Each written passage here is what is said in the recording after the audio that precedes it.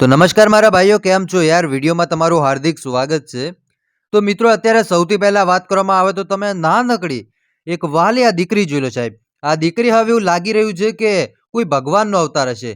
કેમ કે તમને ખબર છે કે અત્યાર સુધી આ દીકરીના નામે ઘણા બધા વિડીયો વાયરલ થયા છે. પણ આવો વિડીયો તમે આજ સુધી ક્યારેય નહીં જોયો હોય. જી બિલકુલ.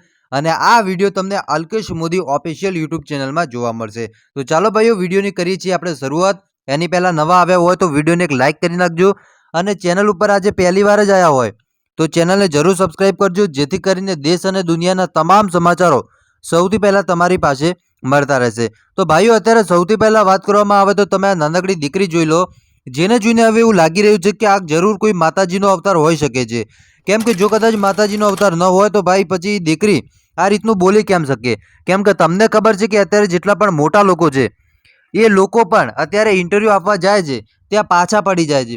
પણ આ દીકરીને ગમે એટલા મોટા નેતા જોડે લઈ જાઓ, કલેક્ટર સાહેબ જોડે લઈ જાઓ, છતાંય આ દીકરી એના અંદાજમાં જ છે. બિલકુલ શરમ લાગતી નથી.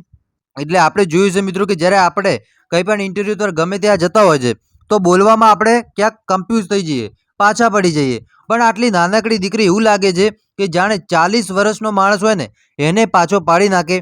એટલી ટેલેન્ટેડ આ છોકરી છે મિત્રો. ને ખરેખર આ છોકરીને જોઈને હવે બધા લોકો આશ્ચર્યજનક થઈ ગયા છે ને શું વિચારી પણ એવું રહ્યા છે કે ખરેખર આ દીકરી માતાજીનો અવતાર હોઈ શકે કે પછી પુનર્જન્મની તો છે જ દીકરી, પણ એવું લાગે છે કે એના સ્વર્ગમાં પણ હવે ભગવાનનો વાસ છે.